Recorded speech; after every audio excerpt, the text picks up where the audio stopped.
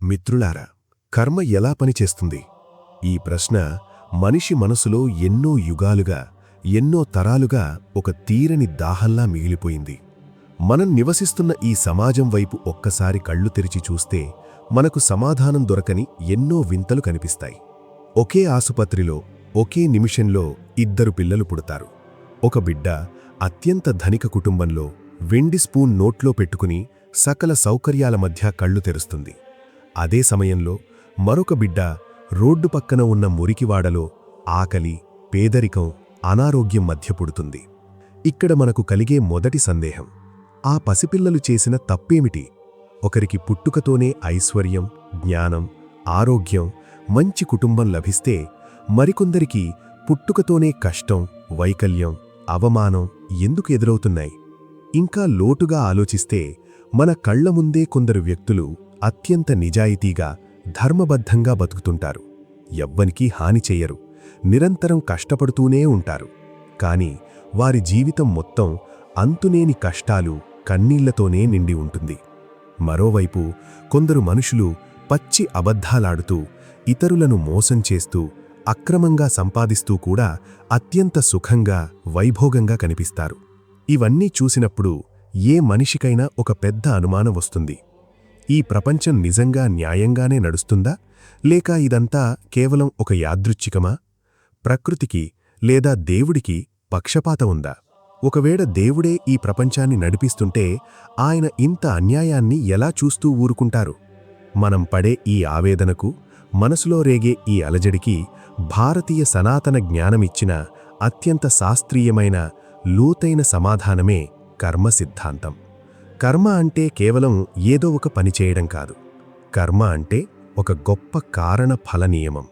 భౌతిక శాస్త్రంలో న్యూటన్ 3వ నియమం ఎలాగైతే ప్రతి చర్యకు సమానమైన ప్రతి చర్య ఉంటుంది అని చెబుతుందో, ఆధ్యాత్మిక శాస్త్రంలో కర్మ సిద్ధాంతం కూడా అలాగే పనిచేస్తుంది. ఈ ప్రపంచంలో ఏదీ ఊరికే జరగదు. ఏ సంఘటన వెనకైనా ఒక కారణం ఉంటుంది. మనం ఈరోజు అనుభవిస్తున్న కష్టంగానీ, పొందుతున్న సుఖంగానీ అవి ఆకాశం నుండి ఊడిపడినవి కావు. అవి మనం ఎప్పుడో నాటిన విత్తనాలకు కాసిన పండ్లు మాత్రమే. కర్మ సిద్ధాంతం మనకు చెప్పే మొదటి పాఠం ఏమిటంటే, నీ జీవితానికి బాధ్యుడివి నువ్వే. నీ సుఖానికి గాని, నీ దుఃఖానికి గాని వేరే ఎవరినో నిందించడం వల్ల ప్రయోజనం లేదు. చాలామందికి ఒక ప్రశ్న వస్తుంది, నేను ఈ జన్మలో ఎవ్వరికీ కీడు చేయలేదు కదా, మరి నాకెందుకు ఈ కష్టాలు అని. ఇక్కడే మనం కర్మ యొక్క సూక్ష్మతను అర్థం చేసుకోవాలి. మన దృష్టిలో జీవితం అంటే కేవలం ఈ పుట్టుక నుండి మరణం వరకు ఉన్న 60-70 ఏళ్లు మాత్రమే. కానీ కర్మ దృష్టిలో జీవితం అంటే ఒక నిరంతర ప్రవాహం. సముద్రంలో ఒక అల లేచి పడిపోగానే సముద్రం ఆగిపోదు, మరో అల వస్తూనే ఉంటుంది. అలాగే మన ఆత్మ కూడా శరీరాలను మారుస్తూ ప్రయాణం చేస్తుంది. గతంలో మనం చేసిన పనులు, మనం ఆలోచించిన ఆలోచనలు, మనం పెంచుకున్న భావాలు ఇవన్నీ ఒక అదృశ్య శక్తిలా మనల్ని వెన్నాడుతూనే ఉంటాయి. అందుకే కర్మను అర్థం చేసుకోవాలంటే కేవలం ఈ ఒక్కరోజు లేదా ఈ ఒక్క జన్మ అనే చిన్న గడియారంతో చూడకూడదు. కాలాన్ని దాటి ప్రవహించే ఒక మహాసముద్రంలా దీన్ని చూడాలి. ఈ వీడియోలో మనం కర్మ యొక్క అద్భుతమైన రహస్యాలను తెలుసుకోబోతున్నాం. అన్యాయం జరిగినప్పుడు మనం ఎందుకు కృంగిపోకూడదు? ఫలితం వెంటనే ఎందుకు రాదు? అసలు మన విధిని మనం మార్చుకోగలమా? ఈ ప్రశ్నలన్నింటికీ సమాధానాలను ఈ వీడియోలో తెలుసుకుందాం. గుర్తుంచుకోండి, కర్మ మిమ్మల్ని భయపెట్టడానికి లేదు, మిమ్మల్ని మేల్కొల్పడానికి ఉంది. మిత్రులారా, మనం లోకంలోని అసమానతల గురించి, మనసులో వచ్చే ప్రశ్నల గురించి మాట్లాడుకున్నాం. ఇప్పుడు అసలు కర్మ అంటే ఏమిటో దాని లోతుల్లోకి వెళ్దాం. సాధారణంగా మనం కర్మ అనగానే కేవలం మనం చేతులతో చేసే పనులు అనుకుంటాం. కానీ సనాతన ధర్మం కర్మను చాలా సూక్ష్మంగా వివరిస్తుంది. కర్మ అంటే కేవలం పని కాదు. కర్మ అంటే మనం చేసే ప్రతి ఆలోచన, మనం మాట్లాడే ప్రతి మాట, మనం తీసుకునే ప్రతి నిర్ణయం. మనం బయటికి చేసే పనులు కేవలం ఒక చెట్టుకు కనిపించే కొమ్మలు మాత్రమే. కాని ఆ చెట్టుకు ప్రాణం పోసే వేళ్ళు మన మనసులో ఉంటాయి.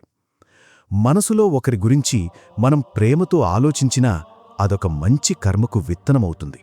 అదే మనసులో ద్వేషం, అసూయ లేదా ఒకరికి హాని చెయ్యాలనే కోరిక పెంచుకుంటే అది కంటికి కనిపించని ఒక విష విత్తనంలా మనలోనే నాటబడుతుంది. అందుకే వేదాంత దృష్టిలో కర్మను నిర్ణయించేది ఆ పని కాదు, ఆ పని వెనక ఉన్న ఉద్దేశం. దీనిని ఒక అద్భుతమైన ఉదాహరణతో అర్థం చేసుకుందాం. ఒక వైద్యుడు శస్త్రచికిత్స సమయంలో కత్తితో మనిషి శరీరాన్ని కోస్తాడు. అదే సమయంలో ఒక దొంగ కూడా కత్తితో మనిషిని గాయపరుస్తాడు. బయటి ప్రపంచానికి చూస్తే ఇద్దరూ చేస్తున్న పని ఒక్కటే, కత్తితో శరీరాన్ని కోయడం. కాని ఒకరి ఉద్దేశం ప్రాణం కాపాడ్డం, మరొకరి ఉద్దేశం హాని చేసి దోచుకోవడం. ఇక్కడ పని ఒక్కటే అయినా వారి అంతరంగ ఉద్దేశం వేరు కాబట్టి ఆ కర్మ ఇచ్చే ఫలితం కూడా పూర్తిగా వేరుగా ఉంటుంది. వైద్యుడికి అది పుణ్యకర్మ అయితే దొంగకు అది పాపకర్మ అవుతుంది. కర్మను కేవలం బయటి చర్యతో కొలవలేమనడానికి ఇదొక గొప్ప సాక్ష్యం. కర్మను నిర్ణయించేది పని కాదు, ఆ పని వెనుక ఉన్న ఉద్దేశం, ఆ పని జరిగే పరిస్థితి మరియు ఆ పని వల్ల కలిగే ప్రభావం. ఇవన్నీ కలిస్తేనే అదొక పరిపూర్ణమైన కర్మ అవుతుంది. చాలామంది అడుగుతుంటారు, నేను మంచి పని చేశాను గదా, మరి నాకెందుకు గుర్తింపు రాలేదు, నాకెందుకు చెడు జరిగింది అని. ఇక్కడ మనం గమనించాల్సింది మన మనసుని. ఒకరికి సహాయం చేసేటప్పుడు నేను గొప్పవాడినని అందరూ అనుకోవాలి అనే అహంకారంతో చేస్తే ఆ పనిలోని పవిత్రత తగ్గిపోతుంది. దానంలో దయ కంటే అహంకారం ఎక్కువైతే అది మనల్ని బంధించే కర్మగా మారుతుంది. కర్మ చాలా సూక్ష్మమైనది. అది నీడలా మనల్ని అనుసరిస్తుంది. గదిలో చీకటి ఉన్నప్పుడు నీడ కనిపించకపోవచ్చు, కాని వెలుగు రాగానే నీడ ఎలా ప్రత్యక్షమవుతుందో అలాగే మనం చేసే ప్రతి ఆలోచన ఒక ప్రకంపనలా ఈ విశ్వంలోకి వెళుతుంది. మీరు ఒకరి గురించి చెడుగా ఆలోచిస్తే ఆ ఆలోచన ముందుగా మిమ్మల్ని కలుషితం చేస్తుంది, మీలో ఒక అశాంతిని నింపుతుంది. ఆ తర్వాతే అది అవతలి వ్యక్తి దగ్గరికి వెళుతుంది. అంటే కర్మ యొక్క మొదటి ఫలం మన అంతరంగంలోనే మొదలవుతుంది. మనం మాట్లాడే మాటకు కూడా గొప్ప కర్మశక్తి ఉంది. వాక్కు ఒక ఆయుధం కావచ్చు, లేదా ఒక ఔషధం కావచ్చు. ఒకరిని నొప్పించే కఠినమైన మాట ఒక వినాశకరమైన కర్మ విత్తనం. అదే ఒకరి బాధను తుడిచే చిన్న ఓదార్పు మాట ఒక గొప్ప పుణ్యకార్యం. కాబట్టి కర్మ అంటే కేవలం శారీరక శ్రమ అని భ్రమపడకండి. మనం శ్వాస తీసుకుంటున్నంతసేపు ఏదో ఒక కర్మ చేస్తూనే ఉంటాం.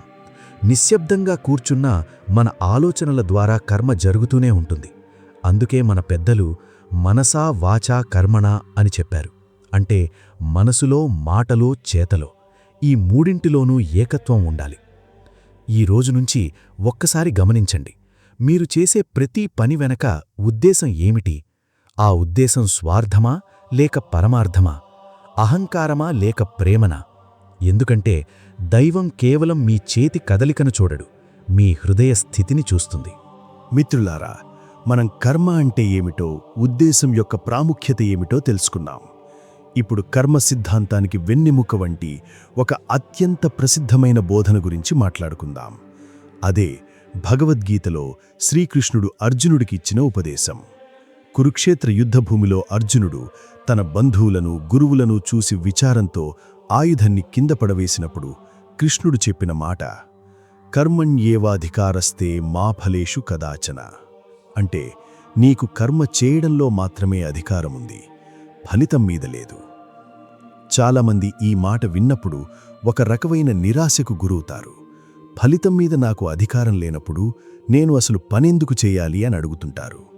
కానీ ఈ మాట వెనక ఉన్న అర్థం నిరాశ కాదు, అది అత్యున్నతమైన మనస్తత్వ శాస్త్రం. దీని అర్థం ఫలితం గురించి అస్సలు ఆలోచించకూడదు అని కాదు. ఫలితానికి బానిస కాకుండా కర్తవ్యాన్ని ధర్మబద్ధంగా చెయ్యాలి అన్నదే అసలు భావం. దీనిని ఒక ఉదాహరణతో చూద్దాం. ఒక విద్యార్థి పరీక్ష రాస్తున్నాడు అనుకుందాం. ఆ విద్యార్థి పరీక్ష రాస్తున్నప్పుడు తన దృష్టి మొత్తం ఆ ప్రశ్నలకు జవాబులు రాయడం మీద ఉంటే అతడు బాగా రాయగలడు. కానీ పరీక్ష రాస్తున్న ప్రతి నిమిషం నాకు మార్కులు ఎన్ని వస్తాయి, నేను ఫెయిల్ అయితే నా పరిస్థితి ఏంటి, పక్కింటివారేమనుకుంటారు అని ఫలితం గురించి భయపడుతూ కూర్చుంటే అతడు తెలిసిన జవాబులను కూడా సరిగ్గా రాయలేడు. అంటే ఫలితం మీద అతిగా ఆశ పెట్టుకోవడం లేదా భయపడటం వల్ల మన వర్తమాన కర్మ దెబ్బతింటుంది. కృష్ణుడు చెప్పిన రహస్యమిదే. నీ శక్తినంతా ఫలితం గురించి చింతించడంలో ఖర్చు చేయకు. ఆ శక్తినంతా నువ్వు చేసే పనిలో పెట్టు. అప్పుడే ఆ కర్మ పరిపూర్ణమవుతుంది. కర్మ సిద్ధాంతంలో మరొక ముఖ్యమైన విషయం అహంకారం. ఈ పని నేనే చేస్తున్నాను, ఈ విజయం నా వల్లనే వచ్చింది అని మనిషి అనుకున్నప్పుడు అతడు కర్మబంధంలో చిక్కుకుంటాడు. విజయం వచ్చినప్పుడు అహంకారంతో ఉప్పొంగిపోవడం, అపజయం వచ్చినప్పుడు కుంగిపోయి లోకాన్ని నిందించడం ఇదే బంధనం. కాని కర్మయోగి ఎలా ఉంటాడంటే తన సాయశక్తులా ప్రయత్నం చేస్తాడు. ఫలితం ఏది వచ్చినా దాన్ని ప్రసాదంలా స్వీకరిస్తాడు. ఎందుకంటే ఒక ఫలితం రావడానికి కేవలం మన శ్రమ మాత్రమే సరిపోదు. అక్కడ ఎన్నో శక్తులు పనిచేస్తాయి. రైతు విత్తనం వేస్తాడు, నీరు పోస్తాడు, కలుపు తీస్తాడు. ఇదంతా రైతు చేతిలో ఉన్న కర్మ. కానీ సరైన సమయానికి వర్షం పడటం, గాలిలో తేమ ఉండటం, నేలలోని సూక్ష్మజీవులు సహకరించడం ఇవన్నీ రైతు చేతిలో లేని శక్తులు. వీటినే మనం దైవం అంటాం లేదా ప్రకృతి నియమం అంటాం. కాబట్టి నువ్వు నీ బాధ్యతను నిర్వహించు, మిగిలినది ప్రకృతికి వదిలేయి. దీనినే నిష్కామ కర్మ అంటారు. నిష్కామ అంటే కోరికలు లేకపోవడం కాదు, స్వార్థపూరితమైన బంధం లేకపోవడం. మనం చేసే పనిని కేవలం సంపాదన కోసమో పేరు కోసమో కాకుండా అది లోక కళ్యాణం కోసం భగవంతుడికి ఇచ్చే ఒక కానుకలా చేసినప్పుడు అది యోగమవుతుంది. అప్పుడు ఆ పని నిన్ను అలసిపోయేలా చేయదు, నిన్ను ఆనందంతో నింపుతుంది. నిజమైన కర్మవీరుడు పని నుండి పారిపోడు, కర్మను గౌరవిస్తాడు, కాని ఫలితానికి బానిసకాడు. జీవితంలో గెలుపోటములను సమత్వంతో చూడగలిగే శక్తిని ఈ కర్మయోగం మనకు ప్రసాదిస్తుంది. మిత్రులారా, మనం ఫలితానికి బానిస కాకుండా కర్తవ్యాన్ని ఎలా చేయాలో తెలుసుకున్నాం. ఇప్పుడు మనం చేసే పనులు కాలగమనంలో ఎలా దాచబడతాయి, అవి తిరిగి ఎలా ఫలిస్తాయి అనే అత్యంత ఆసక్తికరమైన రహస్యాన్ని తెలుసుకుందాం. వేదాంత శాస్త్రంలో కర్మ పనిచేసే విధానాన్ని ఒక విత్తనంతో పోల్చారు. మనం చేసే ప్రతి ఆలోచన, ప్రతి మాట, ప్రతి చర్య ఈ విశ్వమనే నేలలో మనం నాటే ఒక విత్తనం లాంటిది. ప్రకృతి వైపు ఒక్కసారి చూడండి. మీరు ఈరోజు భూమిలో ఒక మిరప విత్తనం వేశారు అనుకుందాం. రేపు ఉదయానికి మీకు మిరపకాయ చేతికి రాదు. అలాగే ఒక మామిడి టెంకను నాటిన వెంటనే మరుసటి రోజు తీపి మామిడి పండు దొరకదు. ప్రతి విత్తనానికి ఒక పక్వకాలముంటుంది. కొన్ని విత్తనాలు కొన్ని రోజుల్లోనే మొలుస్తాయి, కొన్నింటికి నెలలు పడుతుంది.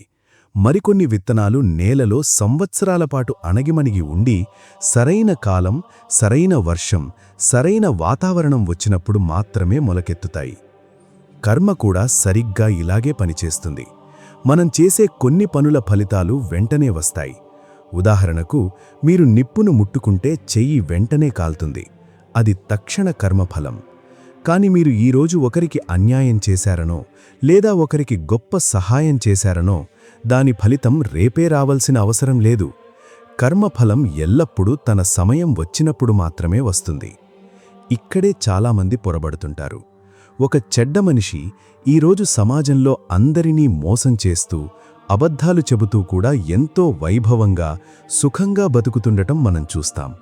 అప్పుడు మనకనిపిస్తుంది, ఇతడు ఇన్ని తప్పులు చేస్తున్నా దేవుడెందుకు శిక్షించట్లేదు?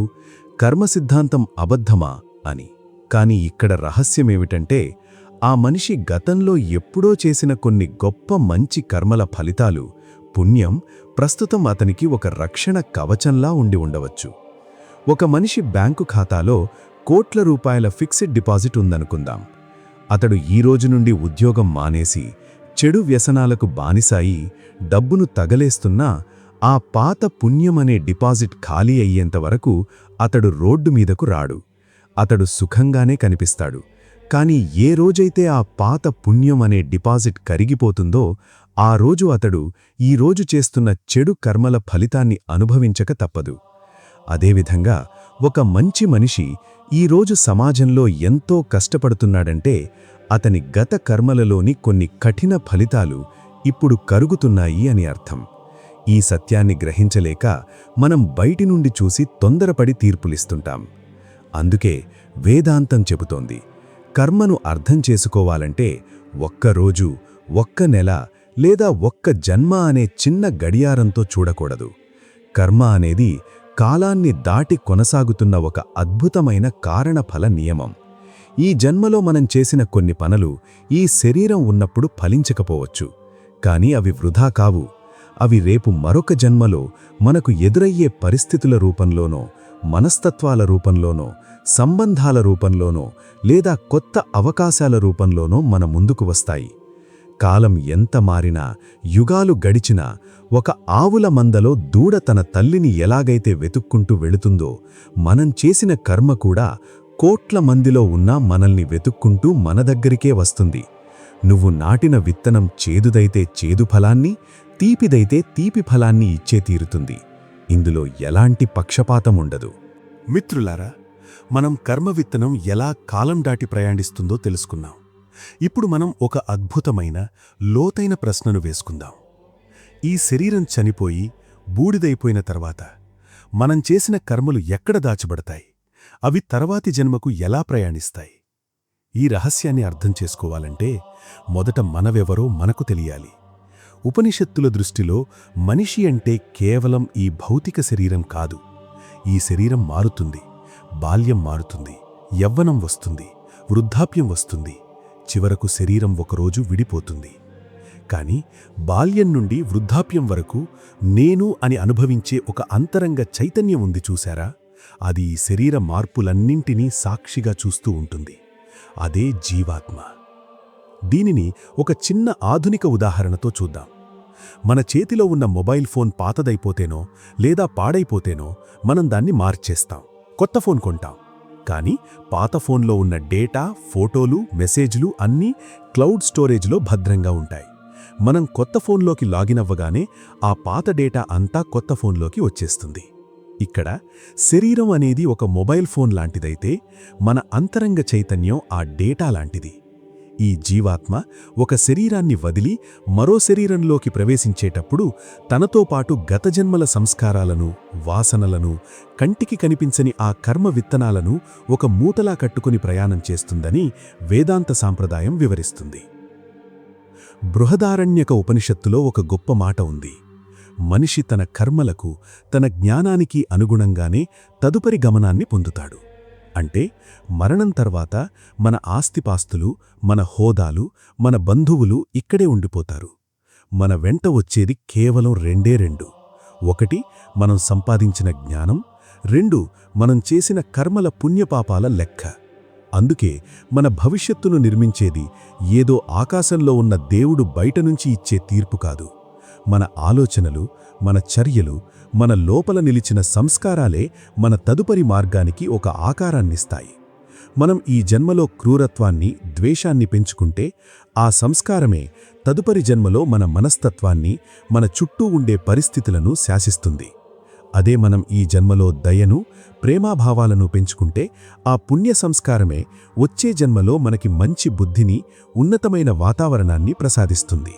మిత్రులారా, మనం శరీరం మారినా మన చైతన్యం కర్మ సంస్కారాలను ఎలా మోసుకెళ్తుందో తెలుసుకున్నాం. ఇప్పుడు కర్మను లోతుగా అర్థం చేసుకోవడానికి మన సనాతన సంప్రదాయం చెప్పిన 3 ప్రధాన రకాలలో మొదటిదైన సంచిత కర్మ గురించి తెలుసుకుందాం. సంచిత కర్మ అంటే ఏమిటో అర్థం కావడానికి ఒక అద్భుతమైన ఉదాహరణ చూద్దాం. ఒక పెద్ద వ్యాపారి ఉన్నాడనుకుందాం. అతనికి ఒక భారీ గిడ్డంగి ఉంది. ఆ గిడ్డంగిలో అతడు అనేక సంవత్సరాలుగా, దశాబ్దాలుగా సేకరించిన రకరకాల విత్తనాల మూటలను దాచి ఉంచాడు. అందులో కొన్ని మంచి పంటనిచ్చే మేలిరకం విత్తనాలున్నాయి, కొన్ని చేదునిచ్చే విత్తనాలున్నాయి, మరికొన్ని ముళ్ల పొదలను మొలిపించే విత్తనాలు కూడా ఉన్నాయి. ఆ గిడ్డంగిలో ఉన్న మొత్తం విత్తనాల నిల్వనే సంచిత కర్మ అంటారు. మన జీవాత్మ కూడా అనంతమైన కాలంగా, ఎన్నో వందల వేల జన్మలుగా కూడబెట్టుకున్న మొత్తం మంచి చెడు కర్మల సమాహారమే ఈ సంచిత కర్మ. మనం ఎప్పుడో ఏ జన్మలోనో చేసిన అనేక ఆలోచనలు, మాటలు, పనులు, మిశ్రమ కర్మలు మన మనస్సు యొక్క అత్యంత లోతైన పొరలలో విత్తనాల్లా నిలిచి ఉంటాయి. ఇక్కడొక ముఖ్యమైన ప్రశ్న వస్తుంది. నేను గత జన్మల్లో చేసిన కర్మలు నాకెందుకు గుర్తుండవు? గుర్తులేనప్పుడు వాటి ఫలితాన్ని నేను ఎలా అనుభవిస్తాను అని. దీనికి సమాధానం మన దైనందిన జీవితంలోనే ఉంది. మీరు చిన్నప్పుడు, అంటే ఒక 5 ఏళ్ల వయసులో ఉన్నప్పుడు ఏ రోజు ఏ ఆహారం తిన్నారో, ఏ తేదీన ఎవరితో ఏ మాట మాట్లాడారో మీకిప్పుడు గుర్తుందా? ఖచ్చితంగా గుర్తుండదు. అంతెందుకు, గత సంవత్సరం సరిగ్గా ఇదే రోజున మీరు ఏం ఆలోచించారో కూడా మీకు గుర్తుండదు. అంతమాత్రాన మీరు ఆ రోజు జీవించలేదని అర్థమా? ఆ రోజు మీరు చేసిన పనులు ఉనికిలో లేవని అర్థమా? లేదు. మీ జ్ఞాపకశక్తి నుండి ఆ విషయాలు చెరిగిపోయినా మీ సబ్కాన్షియస్ మైండ్లో అవి ఒక ముద్రలా ఉండిపోతాయి. సంచిత కర్మ కూడా అంతే. మనం కాలగమనంలో చేసిన పనుల వివరాలు మన బుద్ధికి గుర్తుండకపోవచ్చు, కానీ విశ్వనియమం అనే కంప్యూటర్లో ఆ డేటా మొత్తం భద్రంగా ఉంటుంది. ఈ సంచిత కర్మ అనేది చాలా పెద్దది. మనం ఒకే జన్మలో ఈ మొత్తం కర్మల ఫలితాన్ని అనుభవించడం సాధ్యం కాదు. ఎందుకంటే ఒకే జన్మలో అన్ని రకాల సుఖాలను, అన్ని రకాల దుఃఖాలను ఒకేసారి తట్టుకునే శక్తి ఈ చిన్న భౌతిక శరీరానికి ఉండదు. అందుకే ఈ సంచిత కర్మల గిడ్డంగి అలాగే ఉంటుంది. అందులోని మంచి విత్తనాలు పుణ్యంగా, చెడు విత్తనాలు పాపంగా కాలం కోసం నిరీక్షిస్తూ ఉంటాయి. చాలామంది అనుకుంటారు, గతంలో జరిగిపోయింది ఎలాగో జరిగిపోయింది, ఇక నా చేతుల్లో ఏముంది అని నిరాశపడతారు. కానీ సంచిత కర్మ అనేది మనల్ని బంధించడానికి లేదు, మన గతాన్ని మనం అర్థం చేసుకోవడానికుంది. ఆ గిడ్డంగిలో ఉన్న విత్తనాలు కేవలం నిల్వ మాత్రమే. అవి ఎప్పుడు మొలకెత్తుతాయి, వాటిలో నుండి ఈ జన్మకు ఎన్ని విత్తనాలు బయటకొస్తాయి అనేదే మన జీవితాన్ని శాసిస్తుంది. మిత్రులారా, మనం సంచిత కర్మ అనే అనంతమైన విత్తనాల గిడ్డంగి గురించి తెలుసుకున్నాం. ఇప్పుడు కర్మ సిద్ధాంతంలో అత్యంత కీలకమైన, సామాన్యంగా ప్రజలు నుదుటి రాత లేదా విధి అని పిలిచే ప్రారబ్ధ కర్మ గురించి తెలుసుకుందాం. మనం చెప్పుకున్న ఉదాహరణనే మళ్లీ తీసుకుంటే, వ్యాపారి గిడ్డంగిలో వేలాది విత్తనాల మూటలున్నాయి. కానీ ఆ వ్యాపారి ఈ సంవత్సరపు పంటకాలంలో నాటడానికి ఆ గిడ్డంగి నుండి కొన్ని పరిమితమైన విత్తనాలను మాత్రమే బయటకు తీస్తాడు. ఆ సంచిత కర్మ అనే పెద్ద గిడ్డంగి నుండి ఈ జన్మలో మనం అనుభవించడానికి సిద్ధంగా ఉన్న ఒక చిన్న భాగాన్నే వేదాంతం ప్రారబ్ధ కర్మ అని పిలుస్తుంది. మనం పుట్టిన కుటుంబం, మన శరీర నిర్మాణం, మన ముఖరూపం, మనకు పుట్టుకతోనే వచ్చే కొన్ని అనారోగ్యాలు లేదా అద్భుతమైన తెలివితేటలు, మన ప్రారంభ జీవిత పరిస్థితులు, ఇవన్నీ ఈ ప్రారబ్ధ కర్మకు సంబంధించినవే. ఇవి ఈ జన్మకు సంబంధించిన ఫిక్స్డ్ డిపాజిట్స్ లాంటివి. వీటిని మనం మార్చలేం. దీనిని అర్థం చేసుకోవడానికి మరొక ఉదాహరణ చూద్దాం. ఒక విల్లుకాడు తన విల్లును పట్టుకొని నిలబడ్డాడు. అతని వెనుక ఉన్న అమ్ముల పొదిలో వందలాది బాణాలున్నాయి. అది సంచిత కర్మ. ఆ పొది నుండి ఒక బాణాన్ని తీసి వింటికి సంధించి గురి చూసి వదిలాడు. ఆ బాణం విల్లు నుండి బయటకు వెళ్ళిపోయింది. ఒక్కసారి విల్లు నుండి వదిలిన బాణాన్ని విల్లుకాడు తిరిగి వెనక్కి తీసుకోగలడా? తీసుకోలేడు. అది వెళ్ళి లక్ష్యాన్ని తాకాల్సిందే. ఆ వదిలిన బాణమే ప్రారబ్ధ కర్మ. మనం ఈ శరీరాన్ని ధరించి భూమి మీదకి వచ్చేటప్పుడే ఈ ప్రారబ్ధం అనే బాణం విల్లు నుండి విడిబడింది. అందుకే మన జీవితంలో కొన్ని సంఘటనలు మనం ఎంత ప్రయత్నించినా, ఎంత వద్దనుకున్నా జరిగి తీరుతాయి. కొందరు అనుకోకుండా ఒక పెద్ద ప్రమాదం నుండి త్రుటిలో తప్పించుకుంటారు. మరికొందరు ఇంట్లోనే కూర్చున్నా ఏదో ఒక సమస్యలో చిక్కుకుంటారు. దీనినే సామాన్యులు నా రాత ఇంతే అని నిరాశగా మాట్లాడుతుంటారు. కానీ ఇక్కడే మనం ఒక గొప్ప సత్యాన్ని గమనించాలి. కర్మ సిద్ధాంతం నిరాశావాదం కాదు. ప్రారబ్ధం మనకు కొన్ని ప్రారంభ పరిస్థితులను మాత్రమే ఇస్తుంది, కానీ మన జీవితాన్ని పూర్తిగా బంధించదు. ఉదాహరణకు, ఒకరు పేదరికంలో పుట్టవచ్చు. అది అతని ప్రారబ్ధం, అతని ప్రారంభ స్థితి. అందులో అతని తప్పులేదు. కాని ఆ స్థితిని చూసి అతడు జీవితాంతం సమాజం మీద కోపంతో, దుర్మార్గంతో, కుళ్ళుతో బతుకుతాడా, లేక శ్రమతో, ధర్మంతో, జ్ఞానంతో ఆ పేదరికాన్ని ఎదిరించి నిలబడతాడా అనేది పూర్తిగా అతని చేతుల్లోనే ఉంటుంది. ఒకరు ధనిక కుటుంబంలో పుట్టవచ్చు. అది శుభప్రారబ్ధంలా కనిపించవచ్చు. కాని అతడు ఆ ఐశ్వర్యాన్ని అహంకారానికి, మోసానికి, వ్యసనాలకు ఉపయోగిస్తే అతడు తన చేతులతో తన భవిష్యత్తును నాశనం చేసుకుంటున్నట్టే. ప్రారబ్ధం మనకు ఆటలో పంచబడే పేకాట ముక్కల లాంటిది. మనకు ఎలాంటి ముక్కలు వచ్చాయనేది మన చేతుల్లో లేదు. అది విధి. కాని వచ్చిన ముక్కలతో ఆటను ఎంత తెలివిగా, ఎంత ధర్మబద్ధంగా ఆడామనేది మన సామర్థ్యం. ప్రారబ్ధాన్ని మనం మార్చకపోవచ్చు, కాని దాన్ని ఎదుర్కొనే మన మనస్తత్వాన్ని మనం ఖచ్చితంగా మార్చుకోవచ్చు.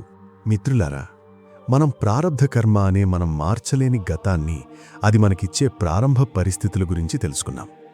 చాలామంది ప్రారబ్ధం గురించి వినగానే అంతా ముందే రాసిపెట్టి ఉంటే ఇక నేను ప్రయత్నం ఎందుకు చెయ్యాలి అని అలసత్వంలోకి నిరాశలోకి జారుకుంటారు. కాని కర్మ సిద్ధాంతంలో అత్యంత శక్తివంతమైన, మనిషికి సంపూర్ణ స్వేచ్ఛనిచ్చే మూడవ భాగం ఒకటుంది.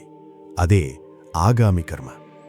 మనం చెప్పుకుంటున్న విలుకాని ఉదాహరణనే మళ్లీ తీసుకుందాం. అమ్ముల పొదిలో ఉన్న బాణాలు సంచిత కర్మ. విల్లు నుండి వదిలేసిన బాణం ప్రారబ్ధ కర్మ. దాన్ని వెనక్కి తీసుకోలేం. కాని ఆ విలుకాడు ప్రస్తుతం తన చేతిలో పట్టుకుని ఏ గురివైపు వదలాలా అని ఆలోచిస్తూ వింటిపై ఉంచిన కొత్త బాణం ముది చూశారా? అదే ఆగామి కర్మ. ఆగామి కర్మ అంటే ఈ జన్మలో, ఈ నిమిషంలో, వర్తమానంలో మనం బుద్ధిపూర్వకంగా ఆలోచించి చేస్తున్న కొత్త పనులు. ఇవి రేపటి మన భవిష్యత్తుకు మనం నాటుకుంటున్న కొత్త విత్తనాలు. ఇక్కడే మనిషి యొక్క స్వేచ్ఛా సంకల్పం దాగి ఉంది.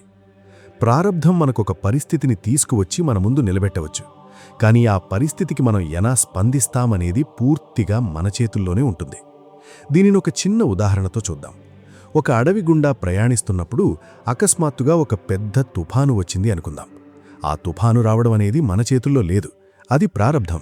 కానీ ఆ తుఫాను చూసి భయపడి అక్కడే ఏడుస్తూ కూర్చుంటామా, లేక గుండె ధైర్యంతో ఒక సురక్షితమైన చెట్టు నీడనో గుహనో వెతుక్కుని మనల్ని మనం కాపాడుకుంటామా అనేది మన ప్రస్తుత కర్మ, అంటే ఆగామి కర్మ. జీవితంలో కష్టాలు రావడం విధి కావచ్చు. కానీ ఆ కష్టంలో కూడా అధర్మానికి పాల్పడకుండా నిజాయితీగా నిలబడటం మన సంకల్పం. ఒకరు చాలా పేద కుటుంబంలో పుట్టివచ్చు. సమాజం అతన్ని అవమానించవచ్చు. అది అతని ప్రారబ్ధం.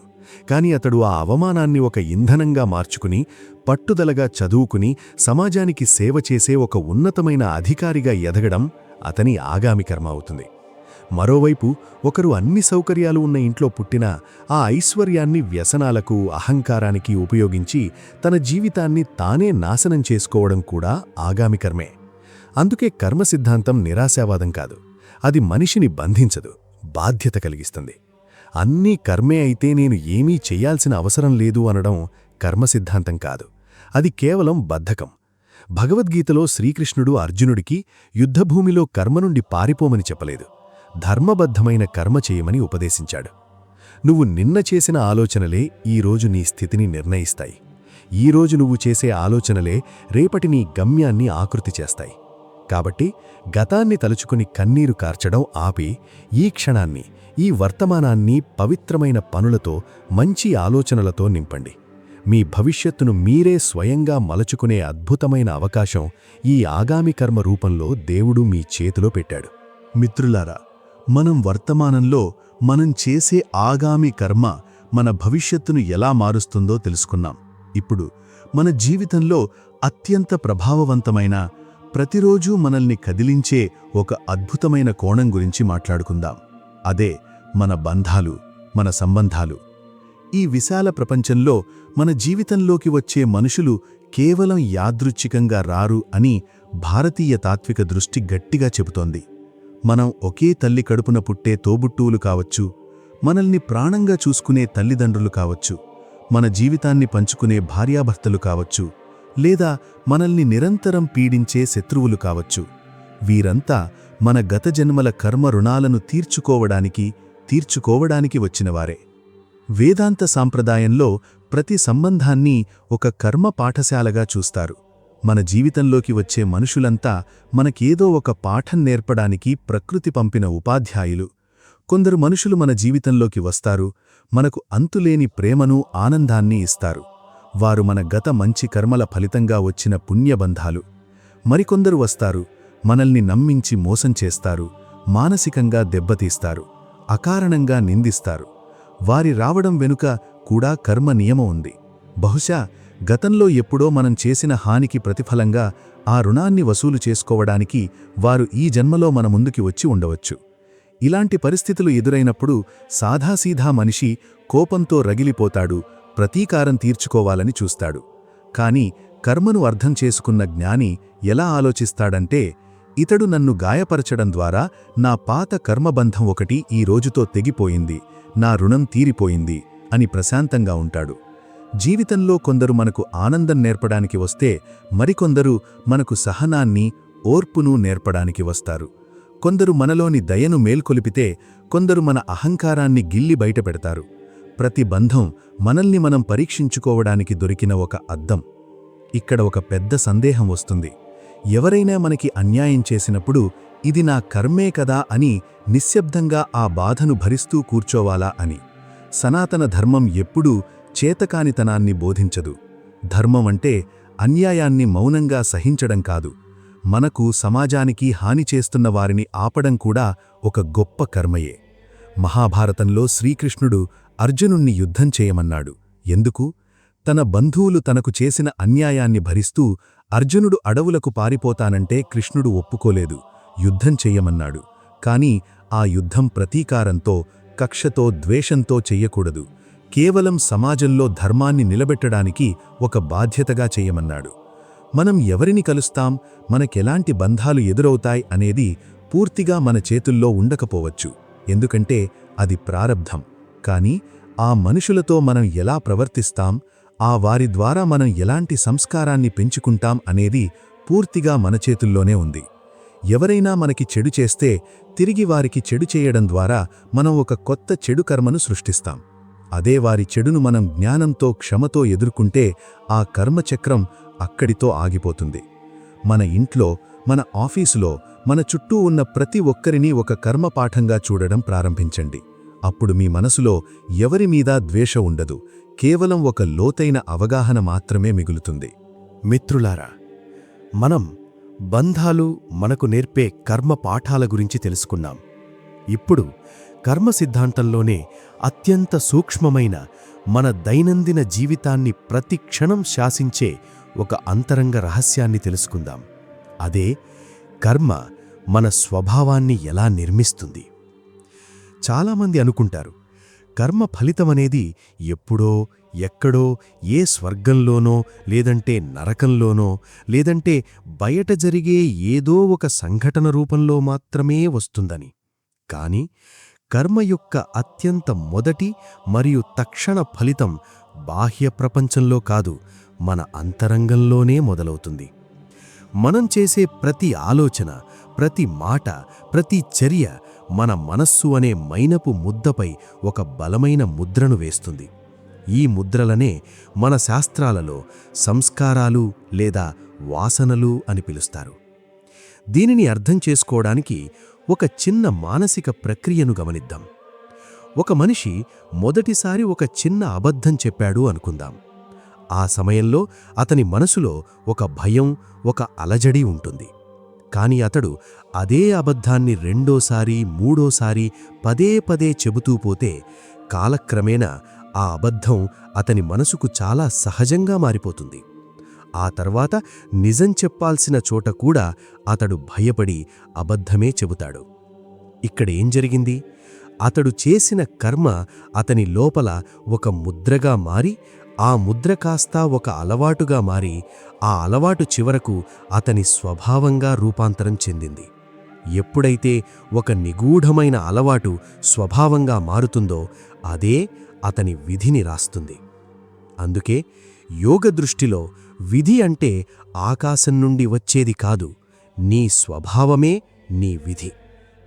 ఒకరు తరచుగా ప్రతి చిన్న విషయానికి కోపంతో స్పందిస్తుంటే ఆ కోపమే క్రమంగా అతని స్వభావంగా మారుతుంది. ఆ తర్వాత అతడు ప్రశాంతంగా ఉండాలన్నా ఉండలేడు. చిన్న నిప్పురవ్వ దొరకడమే ఆలస్యం, అతడు మండిపోతాడు. అదేవిధంగా ఒకరు ప్రతిరోజు చిన్నగానైనా సరే ఇతరుల పట్ల దయను, కరుణను ఆచరిస్తూ ఉంటే కాలక్రమేణా దయ అతని స్వభావంగా మారుతుంది. ఆ తర్వాత అతడు ఇతరుల బాధను చూసి తట్టుకోలేడు. సహజంగానే సహాయం చేయడానికి చేతులు చాచుతాడు.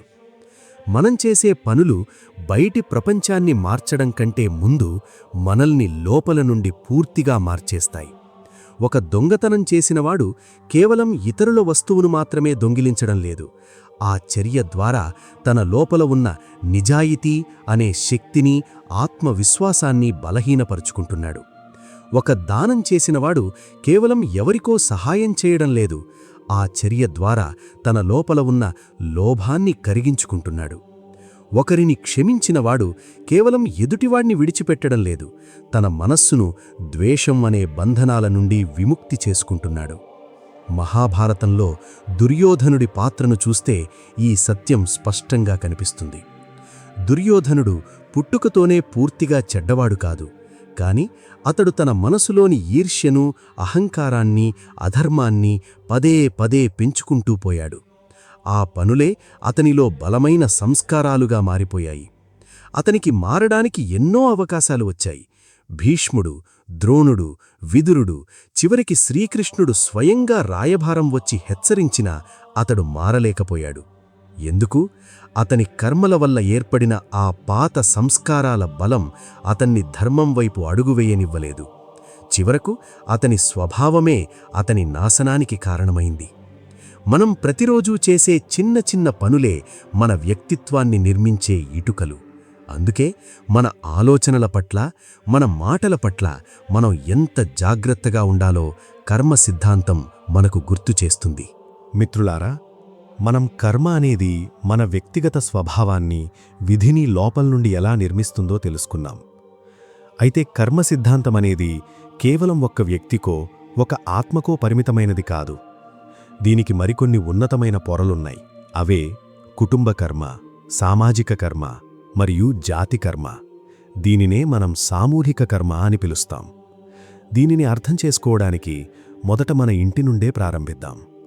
ఒక కుటుంబంలో తండ్రి నిరంతరం కోపంతో, అరుపులతో, అశాంతితో మాట్లాడుతుంటాడనుకుందాం. ఆ ఇంట్లో పెరిగే పిల్లలు నిరంతరం ఒక భయం, అభద్రతాభావంతో పెరుగుతారు. ఆ భయం వారి మనస్సులలో లోతైన ముద్రలు వేస్తుంది. వారు పెద్దవాళ్లైనప్పుడు సమాజంలో ఇతరులతో ప్రవర్తించే విధానం కూడా ఆ భయం నుంచే వస్తుంది. ఇదొక రకమైన కుటుంబ కర్మ. ఒక కుటుంబం తరతరాలుగా విద్యను, సంస్కారాన్ని గౌరవిస్తే ఆ పవిత్రమైన ముద్రలు పిల్లల్లోకి ప్రవహిస్తాయి. అదే ఒక కుటుంబం హింస, వ్యసనం, మోసంలో మునిగి ఉంటే ఆ భయంకరమైన తరంగాలు తర్వాతి తరాలపై ప్రభావం చూపుతాయి. కాని ఇక్కడ ఒక గొప్ప ఆశ ఉంది. ఆ కుటుంబంలో పుట్టిన ఒకే ఒక్క జ్ఞానవంతుడు, ఒకే ఒక్క జాగృతుడైన మనిషి ఆ కర్మధారను మార్చగలడు. తన సాధనతో, ధర్మనిష్టతో పాత సంస్కారాలను తెంచి కొత్త శుభకర్మను ప్రారంభించగలడు. ఇక ఈ సామూహిక కర్మను ఇంకాస్త పెద్ద పరిధిలో చూడాలంటే ప్రకృతి పట్ల మానవ సమాజం చేస్తున్న ప్రవర్తనను చూడాలి. ఈరోజు మనిషి తన లోభంతో, అపరిమితమైన స్వార్థంతో అడవులను నరికివేస్తున్నాడు, పవిత్రమైన నదులను కలుషితం చేస్తున్నాడు, మనం పీల్చే గాలిని విషపూరితం చేస్తున్నాడు, భూమాత గర్భాన్ని గాయపరుస్తున్నాడు. ఇదంతా మానవ సమాజం అంతా కలిసి ఉమ్మడిగా చేస్తున్న ఒక సామూహిక కర్మ. మరి దీని ఫలితం ఎలా వస్తుంది? ప్రకృతి వైపరీత్యాల రూపంలో, ఊహించని కొత్త కొత్త వ్యాధుల రూపంలో, అకాల వర్షాలు, కరువులు మరియు ప్రపంచ వాతావరణ మార్పుల రూపంలో ఆ కర్మఫలం తిరిగి మన ముందుకు వస్తుంది. భూకంపాలు వచ్చినప్పుడో, తుఫాన్లు ముంచెత్తినప్పుడో సామాన్య మనిషి ఆకాశం వైపు చూసి దేవుడు మనపై ఎందుకాగ్రహించాడు, ఆయన మనల్ని ఎందుకు శిక్షిస్తున్నాడు అని ఏడుస్తాడు. కాని లోతుగా చూస్తే ఇది దేవుడు కోపంతో ఇచ్చిన శిక్ష కాదు. ఇది మనం చేసిన కార్యాల ప్రతిధ్వని. ఇది కారణం మరియు ఫలితం. వేదదృష్టిలో ప్రకృతి అనేది కేవలం ఒక జడపదార్థం కాదు, అది దేవతా స్వరూపం. భూమి, నీరు, అగ్ని, గాలి, ఆకాశం, ఈ పంచభూతాలు పవిత్రమైనది, చైతన్యవంతమైనవి. వాటితో మనం ధర్మబద్ధంగా ఉండకపోతే మనమే మన భవిష్యత్తును దెబ్బతీసుకున్నట్టవుతుంది. ఒక ఓడ సముద్రంలో ప్రయాణిస్తున్నప్పుడు అందులో ఉన్న ఒక ప్రయాణికుడు స్వార్థంతో తన సీటు క్రింద కదా అని ఓడ అడుగు భాగానికి రంధ్రం చేయడం మొదలుపెడితే ఏమవుతుంది? ఆ రంధ్రం వల్ల నీరు కేవలం అతని సీటు కిందకే రాదు, మొత్తం ఓడ మునిగిపోతుంది. అందులోని ప్రయాణికులంతా మునుగుతారు. సామూహిక కర్మ కూడా అంతే. సమాజంలో అధర్మం పెరిగినప్పుడు, ప్రకృతి సమతుల్యత దెబ్బతిన్నప్పుడు ఆ ఫలితాన్ని సమాజమంతా ఉమ్మడిగా అనుభవించాల్సి వస్తుంది. అందుకే మన సనాతన ధర్మం ఎప్పుడూ నేను బాగుంటే చాలు అని చెప్పలేదు, లోకా సమస్తా సుఖినో భవంతు అని బోధించింది. అంటే ఈ లోకంలో ఉన్న సమస్త జీవరాశులు ప్రశాంతంగా ఉండాలి. ఎందుకంటే సమాజం ప్రశాంతంగా ఉంటేనే అందులో భాగమైన నువ్వు ప్రశాంతంగా ఉండగలవు. సమాజకర్మలో నీ వంతుగా నువ్వు ఎంత మంచిని పెంచుతున్నావో అనేది చాలా ముఖ్యం. మిత్రులారా, మనం సమాజం మరియు ప్రకృతి పరంగా సామూహిక కర్మ ఎలా పనిచేస్తుందో తెలుసుకున్నాం. ఇప్పుడు మన మనస్సును లోతైన ఓదార్పుతో, ఆశతో నింపే ఒక గొప్ప ప్రశ్నను వేసుకుందాం. మనిషన్నాక తెలిసి కొన్ని తప్పులు చేస్తాడు, తెలియక కొన్ని తప్పులు చేస్తాడు. మరి చేసిన ప్రతి తప్పుకు శిక్ష అనుభవించడమే మార్గమా? ఈ పాపకర్మల ముద్రల నుండి మనిషికి అసలు విముక్తి లేదా? సనాతన ధర్మం ఇచ్చే అత్యంత అద్భుతమైన గొప్ప ఆశ ఏమిటంటే, గతాన్ని మనం మార్చలేం, కాని వర్తమానంలో మన ప్రయాణపు దిశను ఖచ్చితంగా మార్చవచ్చు. చాలామంది అనుకుంటారు, ఏదో ఒక పూజ చేసేసి లేదా ఒక ఆచారం ముగించేసి తాము చేసిన తప్పులన్నింటినీ ఒక్క క్షణంలో తుడిచిపెట్టేయవచ్చు అని. కాని కర్మ సిద్ధాంతం అంత సాదాసీదాగా పనిచేసే బ్యాంకు ఖాతా కాదు. పాపకర్మకు నిజమైన పరిహారం కేవలం బాహ్యమైన ఆచారాలలో లేదు, అది అంతరంగ పరివర్తనలో ఉంది. దానికి 3 ప్రధానమైన మార్గాలున్నాయి. మొదటిది నిజమైన పశ్చాత్తాపం. తప్పు చేయడం మానవ సహజం కావచ్చు, కాని ఆ తప్పును సమర్థించుకోకుండా నేను అవతలి వ్యక్తిని గాయపరిచి తప్పు చేశాను అని మనస్ఫూర్తిగా పశ్చాత్తాపపడటం మనస్సులోని సగం కర్మభారాన్ని కరిగిస్తుంది. రెండవది బాధితునికి పరిహారం చేయడం. మనం ఎవరికైతే హాని చేశామో, ఎవరి మనసైతే విరగ్గొట్టామో వారికి సాధ్యమైనంతవరకు తిరిగి మేలు చేయడం, క్షమాపణ కోరడం. మూడవది మరియు అత్యంత ముఖ్యమైనది, భవిష్యత్తులో మళ్లీ అదే తప్పు చెయ్యకూడదనే దృఢ సంకల్పం. ఒక గదిలో సంవత్సరాలుగా, దశాబ్దాలుగా చీకటి పేరుకుపోయి ఉందనుకుందాం. ఆ చీకటిని గదిలోంచి బయటకు తోలేయడానికి మనం ఒక కర్ర పట్టుకుని కొట్టాల్సిన అవసరం లేదు. అక్కడ ఒక చిన్న దీపం వెలిగిస్తే చాలు. ఆ క్షణంలోనే ఎంతటి పాత చీకటైనా కనుమరుగైపోతుంది. అలాగే అవిద్య వల్ల, అజ్ఞానం వల్ల పుట్టిన కర్మబంధాలు మన మనస్సులో జ్ఞానం అనే వెలుగు వెలిగినప్పుడు క్రమంగా కరగడం ప్రారంభిస్తాయి. అందుకే శాస్త్రాలు చెబుతాయి, కర్మలను దహించే శక్తి కేవలం జ్ఞానాగ్నికి మాత్రమే ఉంది. కాని ఆ జ్ఞానం కేవలం పుస్తకాలు చదివితే వచ్చేది కాకూడదు, జీవితంలో ఆచరించే జ్ఞానం కావాలి. ధ్యానం, భక్తి, సేవ, సత్సంగం మరియు సత్యాచరణ ఇవి మన మనస్సులోని పాత వాసనలను, సంస్కారాలను క్రమంగా కడిగివేస్తాయి.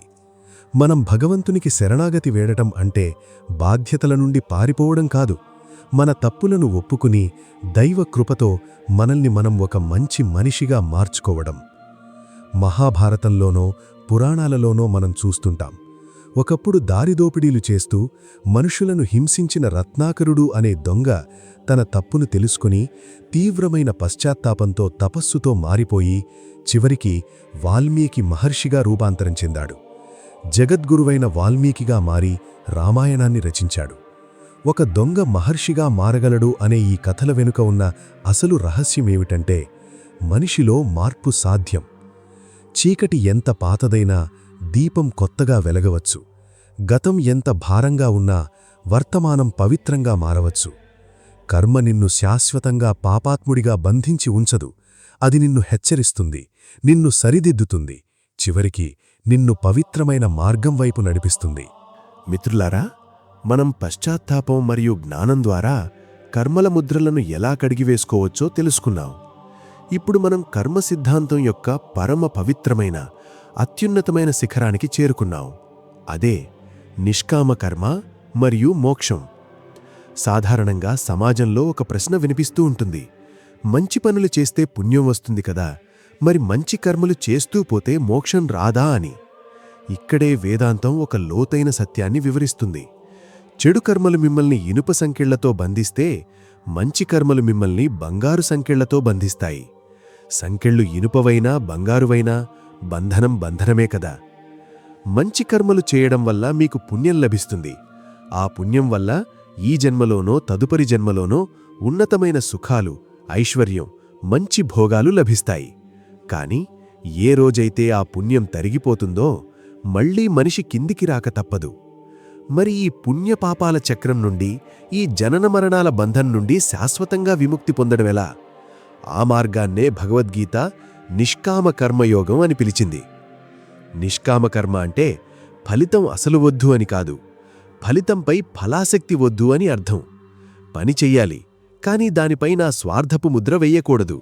సేవ చెయ్యాలి, కాని నేనే రక్షకుణ్ణి, నా వల్లే వీరంతా బతుకుతున్నారు అన్న గర్వం, అహంకారం పెంచుకోకూడదు. దీనినొక చిన్న ఉదాహరణతో చూద్దాం. ఒకరు సమాజంలో పెద్ద ఎత్తున దానం చేస్తారు. కానీ ఆ దానం చేసిన తరువాత పేపర్లలో ఫోటోలు రావాలని, అందరూ తన్ను మెచ్చుకోవాలని, తానే గొప్పవాడనని ప్రచారం చేసుకుంటారు.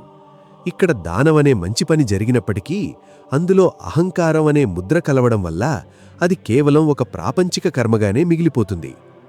మరొక వ్యక్తుంటాడు.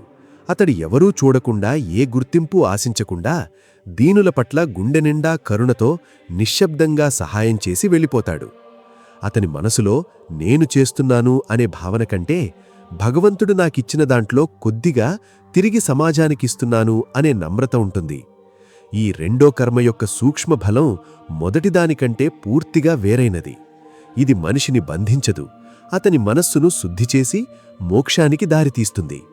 అందుకే వేదాంతం చెప్పేదేమిటంటే, మంచి కర్మలు నేరుగా మోక్షాన్నివ్వవు, కాని అవి మనస్సును పవిత్రంగా మారుస్తాయి.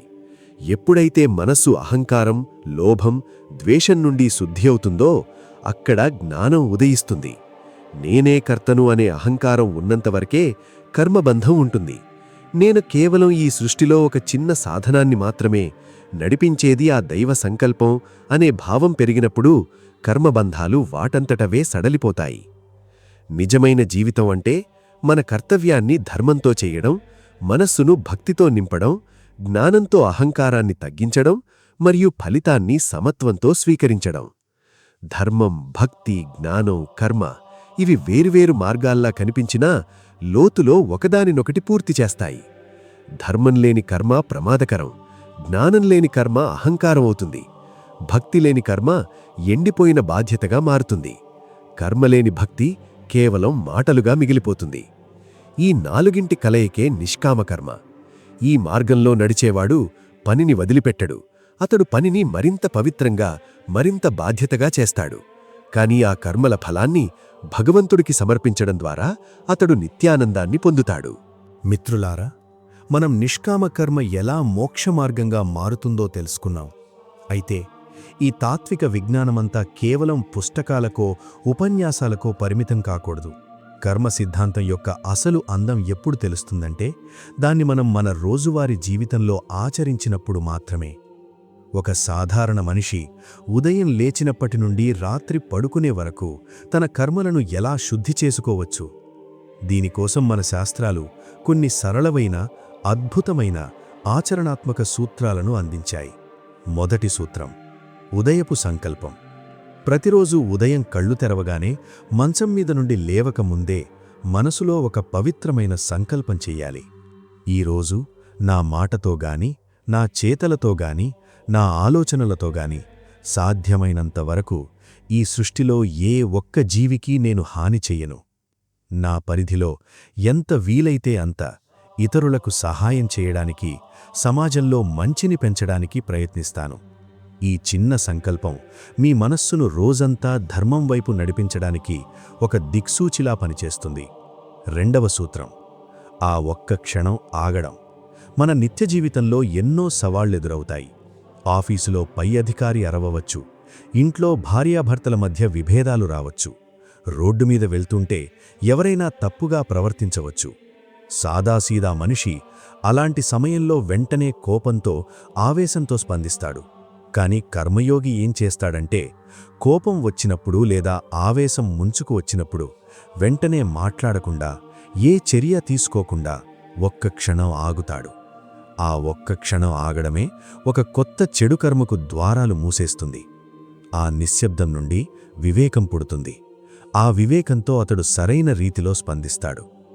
మూడవ సూత్రం: సంపాదనలో నిజాయితీ, మాటలో మృదుత్వం. మనం చేసే కర్మలలో మనం సంపాదించే ధనం చాలా ముఖ్యమైన పాత్ర పోషిస్తుంది. ధనం స్వతహాగా చెడ్డది కాదు, అది ఒక శక్తి. ఆ ధనాన్ని మనం ఎలా సంపాదించాం అనే దానిపైనే మన కర్మ ఆధారపడి ఉంటుంది. మన సంపాదన వెనుక ఎవరి కన్నీళ్లు, ఏ మోసమూ లేనప్పుడు ఆ ధనం మన ఇంట్లోకి లక్ష్మీదేవిలా వస్తుంది. అలాగే మనం మాట్లాడే మాటకు చాలా గొప్ప కర్మశక్తి ఉంది. మాట ఒక ఆయుధం కావచ్చు, ఒక ఔషధమూ కావచ్చు. అందుకే మన శాస్త్రాలు సత్యం వద, ప్రియం వద అని చెప్పాయి. సత్యమే మాట్లాడాలి, కాని అది అవతలి వారిని హింసించేలా కాకుండా మృదువుగా, హితంగా మాట్లాడాలి. మనం మాట్లాడే ప్రతి వాక్యం ఈ విశ్వంలో మనం నాటే ఒక కర్మ విత్తనమని మరిచిపోకూడదు. 4వ సూత్రం, రాత్రివేళ ఆత్మపరిశీలన. ప్రతిరోజూ రాత్రి నిద్రపోయే ముందు మంచంపై పడుకుని ఒక 5 నిమిషాలు ఆ రోజంతా మనం చేసిన పనులను ఒక్కసారి పరిశీలించుకోవాలి. ఈరోజు నేను ఎక్కడైనా అహంకారంతో మాట్లాడానా? ఎవరినైనా అనవసరంగా బాధపెట్టానా? ఎక్కడైనా లోభత్వానికి లొంగిపోయానా? అలాగే ఈరోజు నేను ఎవరికైనా మంచి చేయగలిగానా? ఈ ఆత్మ పరిశీలన అనేది మనల్ని మనం సరిదిద్దుకునే ఒక గొప్ప అంతరంగ సాధన. ఎక్కడైనా తప్పు దొర్లితే మనస్ఫూర్తిగా పశ్చాత్తాపపడి రేపు దాన్ని మెరుగుపరుచుకోవాలని సంకల్పించుకోవాలి. జీవితాన్ని ఒక భారంగానో భయంగానో గడపకండి. కర్మ సిద్ధాంతాన్ని అర్థం చేసుకున్నవాడు ప్రతి క్షణాన్ని ఒక యజ్ఞంలా జీవిస్తాడు. అతడు చేసే ప్రతి చిన్న పనిని, అది ఆఫీస్ ఫైల్స్ చూసుకోవడం కావచ్చు, ఇంట్లో వంట చేయడం కావచ్చు, లేదా వీధిని శుభ్రం చేయడం కావచ్చు, వాటన్నిటినీ భగవంతుడికి సమర్పించే ఒక పూజలా భావించి అత్యంత పవిత్రంగా చేస్తాడు. ఈ చిన్న చిన్న మార్పులే మన అంతరంగ నిర్మాణాన్ని, మన సంస్కారాన్ని పూర్తిగా మారుస్తాయి. ఒకే రోజులో కోపం పోకపోవచ్చు, ఒకే రోజులో లోభం కరిగిపోకపోవచ్చు, కానీ ప్రతిరోజూ చేసే ఈ సాధన ద్వారా మన లోపల ఉన్న పాత కర్మల ముడులన్నీ మెల్లమెల్లగా విడిపోతాయి. మిత్రులారా, మనం ఈ వీడియోలో లోకంలోని అసమానతల నుండి ప్రారంభించి ఉద్దేశం యొక్క శక్తి, భగవద్గీత బోధనలు, సంచిత ప్రారబ్ధ ఆగామి కర్మల రహస్యాలు, బంధాల వెనక ఉన్న రుణాలు, ప్రకృతి ప్రతీకారం మరియు నిత్య జీవితంలో కర్మను ఎలా శుద్ధి చేసుకోవాలో తెలుసుకుంటూ ఈ ప్రయాణపు అంతిమ శిఖరానికి చేరుకున్నాం. ఇప్పుడు మనం ఒక నిజాన్ని ఒప్పుకుందాం. కర్మ సిద్ధాంతంలో అత్యంత అందమైన, పరమ పవిత్రమైన విషయం ఏమిటంటే, ఈ విశ్వంలో నువ్వు చేసే ఏ ఒక్క మంచి పని కూడా వృధా కాదు. ఒక చిన్న ప్రార్థన, ఒక చిన్న దానం, మనస్ఫూర్తిగా ఒకరిని క్షమించిన ఒక చిన్న క్షణకాలం, ఎవరికీ తెలియకుండా నువ్వు చేసిన ఒక చిన్న నిజాయితీగల పని, ఒక దీనుడికి చాచిన చిన్న సహాయం, ఇవన్నీ ఈ విశ్వ ధర్మజాలంలో శాశ్వతంగా నిలిచిపోతాయి. మనం ఈరోజు ఒక పెద్ద వృక్షం నీడలో కూర్చుని విశ్రాంతి తీసుకుంటున్నామంటే, ఆ చెట్టును నాటినవాడు ఎవరో మనకు తెలియకపోవచ్చు. అతడెప్పుడో ఏళ్ల క్రితం ఒక విత్తనాన్ని నాటాడు, దానికి నీరు పోశాడు. ఈరోజు అతడు లేకపోయినా అతడు నాటిన విత్తనం మనకు నీడనిస్తోంది. అలాగే ఈరోజు మనం చేసే ప్రతి చిన్న మంచి కర్మ ఎక్కడో, ఎవరికో, ఎప్పుడో ఒకనాడు ఒక చల్లని నీడలా మారుతుంది. ఇదే ధర్మజీవితం. అదేవిధంగా ఏ చెడుపని కూడా పూర్తిగా కనుమరుగైపోదు. అది మన మనస్సులో ఒక భయంకరమైన ముద్ర వేస్తుంది. సమాజంలో ఒక అలజడి తరంగాన్ని సృష్టిస్తుంది. కాలం వచ్చినప్పుడు దాని ఫలితాన్ని మన ముందు తీసుకొస్తుంది. అందుకే మన శాస్త్రాలు చెబుతాయి, భయం వల్ల కాదు, జ్ఞానం వల్ల ధర్మాన్ని ఎంచుకోవాలి. కర్మకు భయపడే మనిషి కేవలం శిక్ష పడుతుందనే భయంతో కొన్ని తప్పులను పైపైన తగ్గించుకోవచ్చు. కానీ కర్మను నిజంగా అర్థం చేసుకున్న మనిషి లోపలి నుంచే పూర్తిగా మారిపోతాడు. అతడు తెలుసుకుంటాడు, నేను చేసే ప్రతి పని నా భవిష్యత్తును మాత్రమే కాదు, నా అంతరంగ చైతన్యాన్ని నిర్మిస్తోంది అని. చివరిగా, కర్మ ఎలా పనిచేస్తుంది? అది కంటికి కనిపించని ఒక పరమ నమ్మకమైన న్యాయ నియమంలా పనిచేస్తుంది. అది విత్తనం నుండి ఫలానికి, ఆలోచన నుండి స్వభావానికి, స్వభావం నుండి విధికి, విధి నుండి మళ్లీ ఆత్మ జాగృతికి తీసుకెళ్లే ఒక అద్భుతమైన చక్రంలా పనిచేస్తుంది. అది మనిషిని శిక్షించడానికి లేదు, అతణ్ణి మేల్కొల్పడానికుంది. అది మనల్ని భయపెట్టడానికి లేదు, బాధ్యతతో జీవించమని గుర్తు చేయడానికుంది. మనం ఈ ప్రపంచానికి ఏమి ఇస్తామో అదే ఏదో ఒక రూపంలో, ఏదో ఒక కాలంలో మన జీవితానికి తిరిగి వస్తుంది. మనం మనలో ఏ భావాన్ని పెంచుకుంటే అదే మన స్వభావంగా మారుతుంది. మనం ఏ మార్గాన్ని ప్రతిరోజూ ఎంచుకుంటామో అదే మన అంతిమ గమ్యాన్ని నిర్మిస్తుంది. ఈ కర్మ సిద్ధాంతం ఈ క్షణాన నిన్ను నన్ను అడుగుతున్న ఒకే ఒక్క ప్రశ్న: ఓ మనిషి, నువ్వు ఇప్పుడు నీ మనసనే క్షేత్రంలో ఏ విత్తనం వేస్తున్నావు? కోపనా, దయనా, అబద్ధమా, సత్యమా, లోభమా, సేవనా, అహంకారమా, లేక సమర్పణనా? మన చేతుల్లో గతం లేదు, కాని ఈ వర్తమానం ఉంది. ఈ వర్తమానంలో మనం చేసే పవిత్రమైన కర్మలే రేపటి మన ఉజ్వల భవిష్యత్తును మార్చగలవు. అందుకే ఈ క్షణం పవిత్రం, ఈ మాట పవిత్రం, ఈ ఆలోచన పవిత్రం, ఈ పని పవిత్రం. కర్మను అర్థం చేసుకున్నవాడు జీవితాన్ని నిర్లక్ష్యంగా గడపడు. అతడు ప్రతి క్షణాన్ని ఒక యజ్ఞంలా జీవిస్తాడు. ప్రతి పనిని భగవంతునికి సమర్పణగా చేస్తాడు. ప్రతి సంబంధాన్ని ఒక ధర్మపాఠంగా చూస్తాడు. ప్రతి కష్టాన్ని తనను తాను పక్వం చేసుకునే సాధనగా స్వీకరిస్తాడు. మరియు ప్రతి శుభాన్ని దైవకృపగా భావించి కృతజ్ఞతతో అనుభవిస్తాడు. ఇదే కర్మ రహస్యం. ఇది కేవలం పాపపుణ్యాల లెక్కలు చూసే ఒక లెడ్జర్ బుక్ కాదు. ఇది నీ ఆత్మ ప్రయాణం. ఇది నీ చైతన్యం మేల్కొనే పరమ మార్గం. కర్మ నీ వెనక నడిచే నీ నీడ కాదు, నిన్ను ముందు నడిపించే గురువు. నీవు జాగృతితో జీవిస్తే అదే కర్మయోగం అవుతుంది. నీవు ధర్మంతో జీవిస్తే అదే ఆత్మశుద్ధి అవుతుంది. నీవు భక్తితో జీవిస్తే అదే సమర్పణ అవుతుంది. నీవు జ్ఞానంతో జీవిస్తే అదే విముక్తి వైపు మహాప్రయాణమవుతుంది. ఈ కర్మజ్ఞానం మీ జీవితాల్లో వెలుగును నింపాలని, మిమ్మల్ని ఒక ఉన్నతమైన మార్గంలో నడిపించాలని ఆకాంక్షిస్తూ ఈ వీడియోను ఇంతటితో ముగిస్తున్నాం. స్వస్తి. లోకా సమస్తా సుఖినో భవంతు.